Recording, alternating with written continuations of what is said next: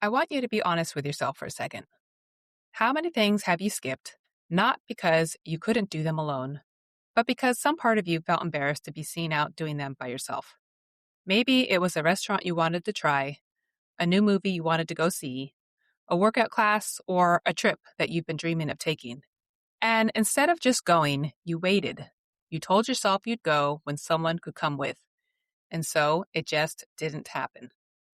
Here's what I want you to think about today. That mindset. The one that says you can't be seen alone, that being by yourself in public means something negative about you. It's not protecting you from anything, but it is quietly costing you your own life. Every time you skip the thing because you'd be alone, you're not avoiding embarrassment. You're missing a moment you don't get back, an experience you didn't collect, a version of the day you could have had, and maybe even a person you might have met that you'll now never know existed.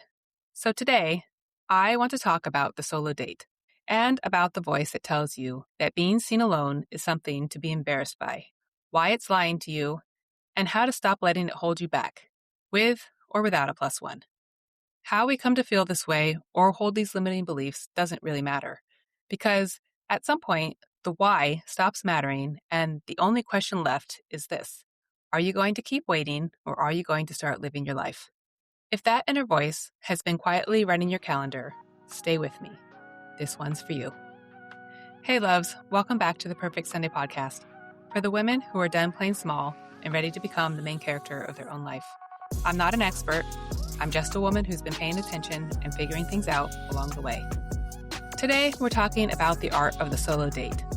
Why taking yourself out is one of the most quietly powerful things you can do for your confidence, what it actually builds in you that other people can't build for you, and exactly how to plan one this week, even if the idea makes you a little nervous right now. But first, this week's Sunday obsession. So this is something that I just ordered for the third time, so I think that this counts as an obsession-worthy item. And it's the deodorant from Necessaire in the Santal fragrance. It's funny because I actually first bought this deodorant by accident.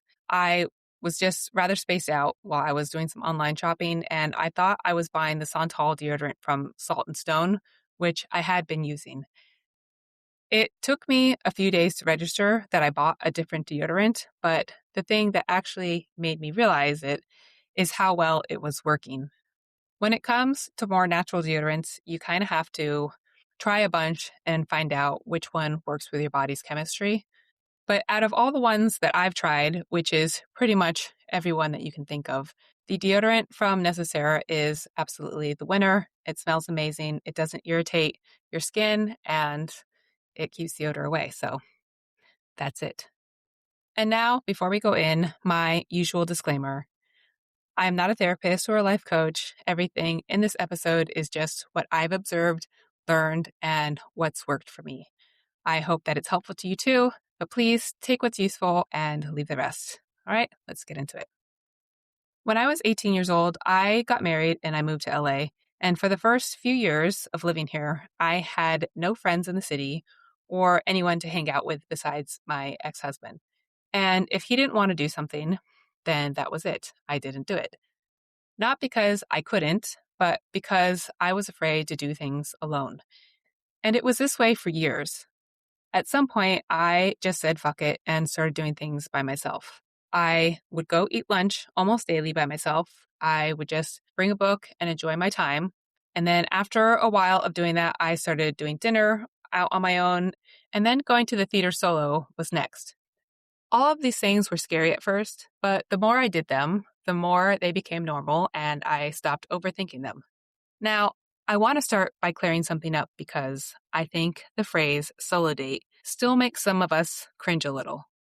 A solo date is not the consolation prize you settle for when nobody else is available.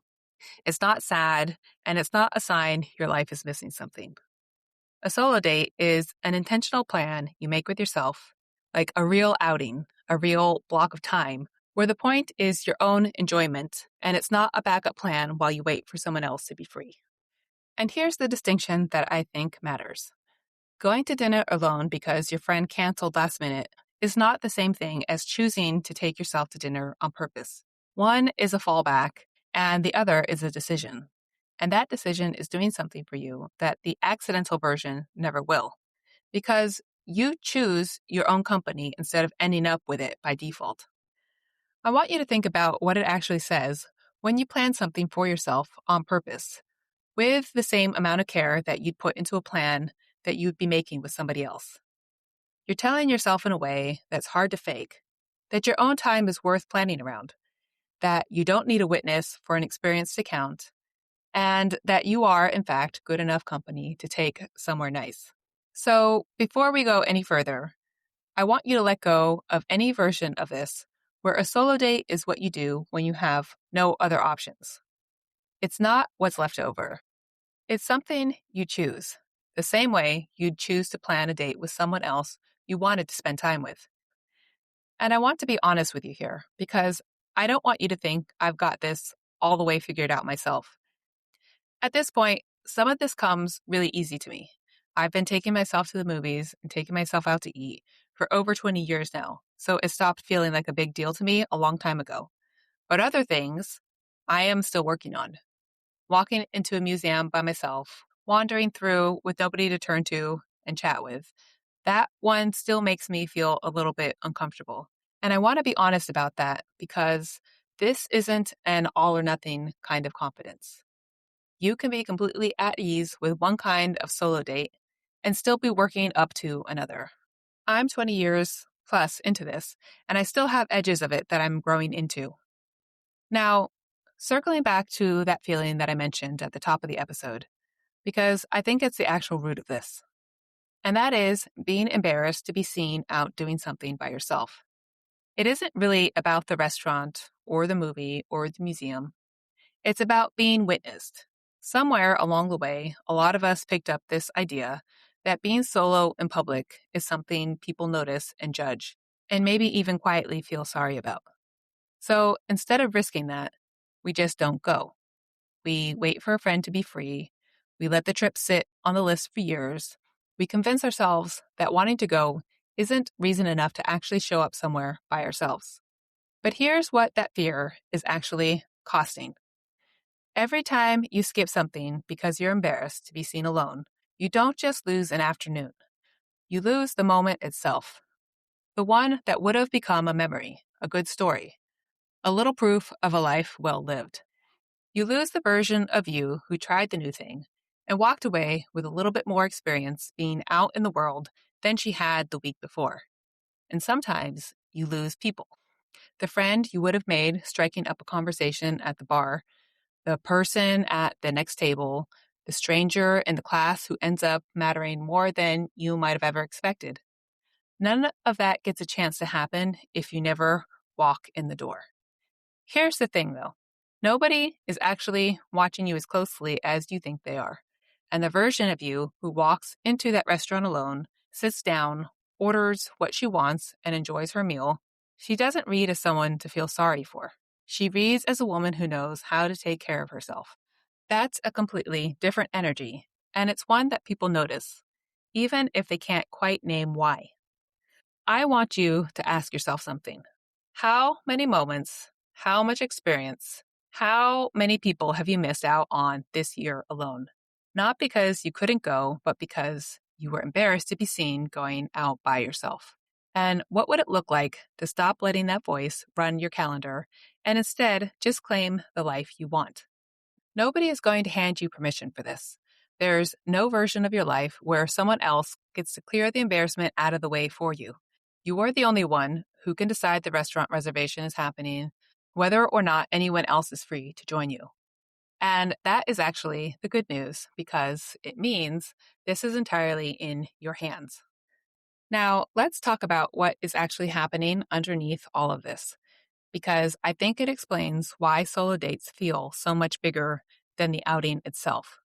Every time you take yourself somewhere, order for one, sit with your own thoughts, and enjoy your own company without needing to perform or entertain anyone else, you're collecting a very specific kind of proof. Proof that you can be alone with yourself and actually like it there. And that proof does something for your confidence that compliments and reassurance from other people simply can't touch because it didn't come from anywhere else. It came from you showing up for you. And here's what I mean by this. If a friend tells you you're fun to be around, that's lovely, but it's her opinion. If you take yourself out and you have a genuinely good time in your own company, that's evidence, direct, undeniable evidence that you don't need anyone else in the room to enjoy your own life. That's a completely different kind of confidence. It's quieter, but it's sturdier because nobody can talk you out of something that you experience firsthand.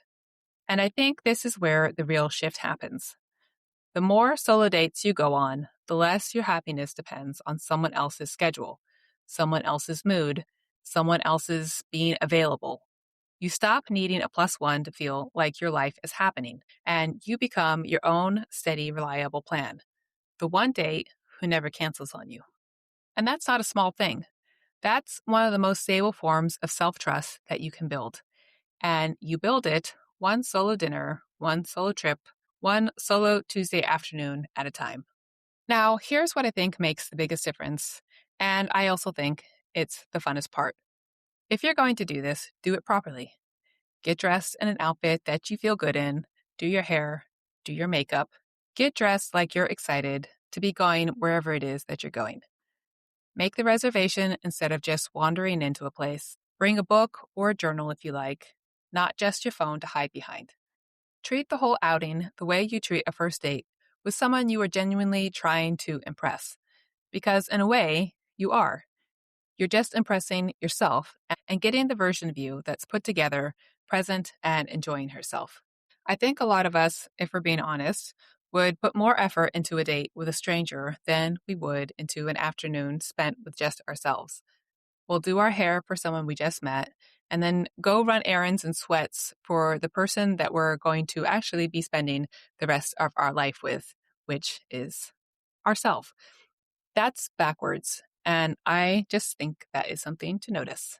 So the standard I want you to hold yourself to is this. Would you be embarrassed if someone saw the effort, or a lack of it, you put into this outing? If the answer is yes, that's your sign to raise the bar a little.